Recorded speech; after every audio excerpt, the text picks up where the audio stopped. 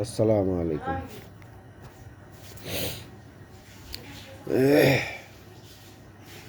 বাংলাদেশ সংবিধানের 7-এর ক অনুচ্ছেদ।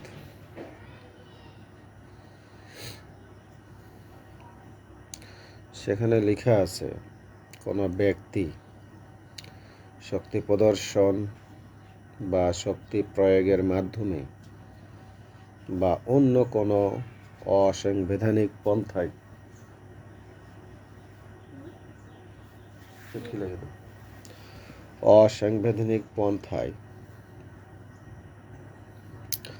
এই সংবিধান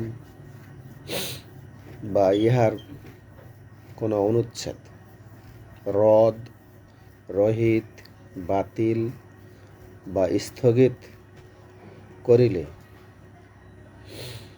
কিংবা উহা করিবার জন্য উদ্যোগ গ্রহণ বা ষড়যন্ত্র করিলে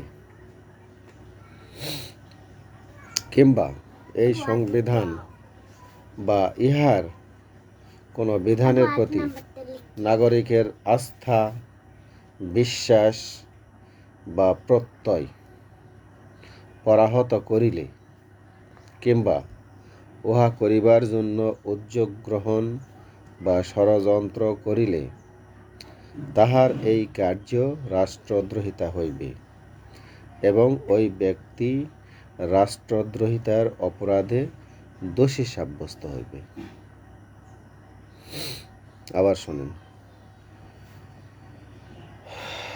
কোনো ব্যক্তি শক্তি প্রদর্শন বা শক্তি প্রয়োগের মাধ্যমে বা অন্য কোনো অসাংবিধানিক পন্থায় এই সংবিধান বা ইহার কোনো অনুচ্ছেদ রদ, রহিত বা বাতিল বা স্থগিত করিলে কিংবা উহা করিবার জন্য উদ্যোগ গ্রহণ বা ষড়যন্ত্র করিলে কিংবা এই সংবিধান বা ইহার কোনো বিধানের প্রতি নাগরিকের আস্থা, বিশ্বাস বা প্রত্যয় পরাহত করিলে কিংবা উহা করিবার জন্য উদ্যোগ গ্রহণ বা ষড়যন্ত্র করিলে তাহার এই কার্য রাষ্ট্রদ্রোহিতা হইবে এবং সেই ব্যক্তি রাষ্ট্রদ্রোহিতার অপরাধে দোষী সাব্যস্ত হইবে। কোনো ব্যক্তি এক দফায় বর্ণিত কোনো কার্য করিতে সহযোগিতা বা উস্কানি প্রদান করিলে কিংবা কার্য অনুমোদন, মার্জনা, সমর্থন বা অনুসমর্থন করিলে তাহার কার্য এই একই অপরাধে অপরাধী হইবে।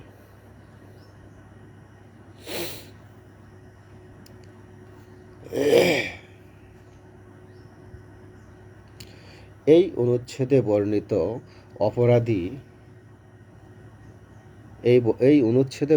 অপরাধে দোষী ব্যক্তি প্রচলিত আইনে অন্যান্য অপরাধের জন্য নির্ধারিত দণ্ডের সর্বোচ্চ দণ্ডে দণ্ডিত হইবে।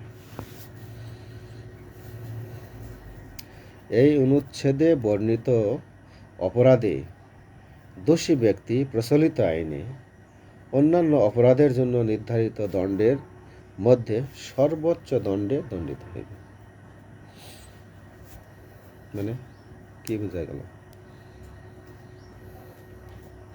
বাংলাদেশের সংবিধান যদি কেউ বাতিল করতে চায় বা এর কোনো একটা অনুচ্ছেদ যদি পরিবর্তনও করতে চায় বা চিন্তা করে বা মানুষের মন থেকে যদি এটার মধ্যে একটা বিরূপ প্রতিক্রিয়া সৃষ্টি করে, তাহলে সে রাষ্ট্রদ্রোহিতার অপরাধে অপরাধী হবে এবং প্রচলিত আইনের সর্বোচ্চ শাস্তি মানে কি মৃত্যুদণ্ড। তাহলে জীবন বাজি রেখে বা হাজার হাজার ছেলে মেয়ে শহীদ হয়, ছাত্র জনতা শহীদ হয়, 5ই আগস্টে যে ঘটনা ঘটল সেটা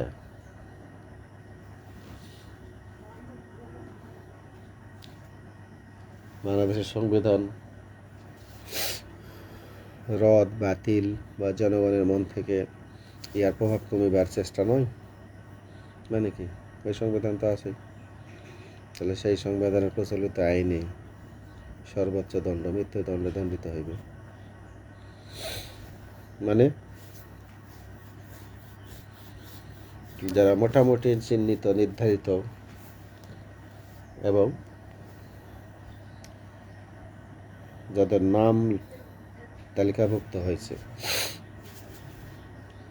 বা যারা মোটামুটি কমন ফেস নন ফেস যাদেরকে সবাই চিনে 5ই আগস্টের জুলাই গণ অভ্যুত্থানের,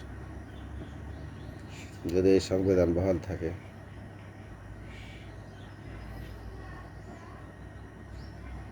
তাহলে এই সংবিধান অনুযায়ী তো তাদের মৃত্যুদণ্ড।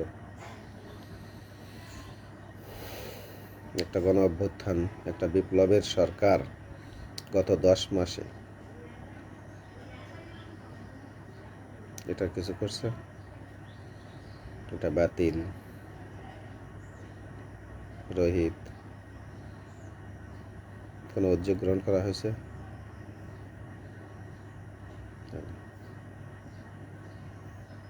সরকারটা কার? জুলাই অভ্যুত্থানের সরকার এটা?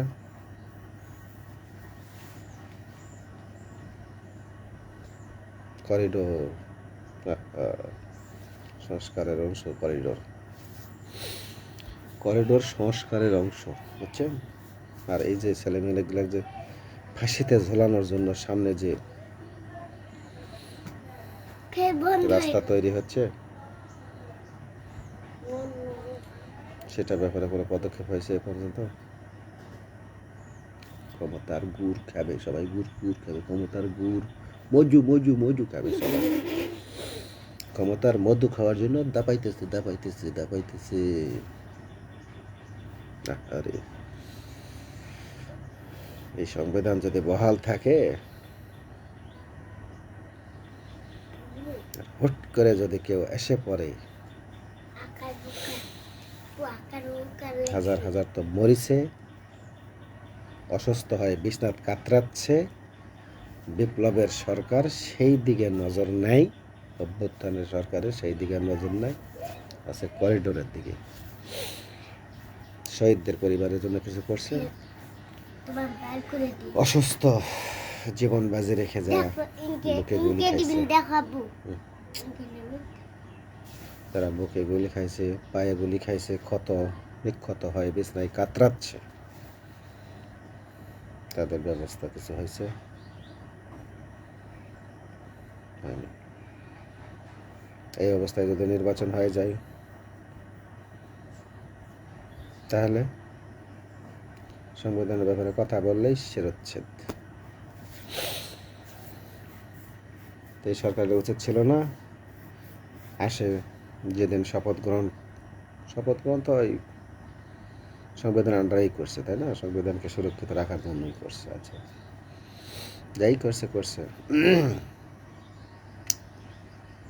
তো তাদের প্রথম কাজ ছিল তো এটা বাতিল করা। এই অনুচ্ছেদ যদি ঠিক থাকে, 7 ক খ অনুচ্ছেদ যদি থাকে, আর যদি হুট করে কেউ আসে বা ফট করে যদি নির্বাচিত হয় অন্য কেউ, তো কথা বললেই তো ফাঁসি। চপ, আবার কথা বললেই ফাঁসি। দেশ কেউ জীবন দিয়ে মরছে আর কেউ ভোগ বিলাসের উন্মত্ততায় নাচছে। আসিফ নজরুল স্যার, মোহাম্মদ নজরুল স্যার নাম নিয়েছেন আসিফ নজরুল। এই সংবিধানের অধীনে উনি শপথ নিলেন। এই সংবিধানের অধীনে শপথ নেওয়া যাবে? ওনাদের প্রথম কাজই ছিল তো এটা বাতিল করা। এই ৭-এর ক অনুচ্ছেদ প্রত্যেকটা বিপ্লবীকে ফাঁসি দেবে।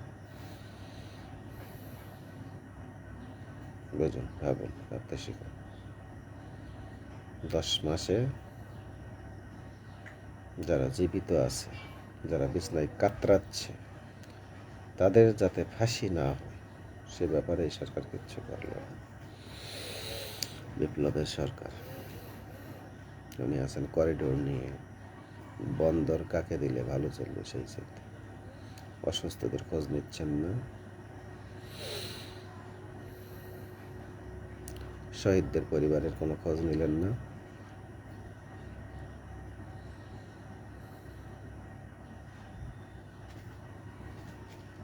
নির্বাচিত কে হবে, হতে পারে, এসব নিয়ে ব্যস্ত। ওদিকে রোহিঙ্গা ঢুকছে, আরাকান আর্মি চোখ শাসাচ্ছে, চোখ রাঙাচ্ছে।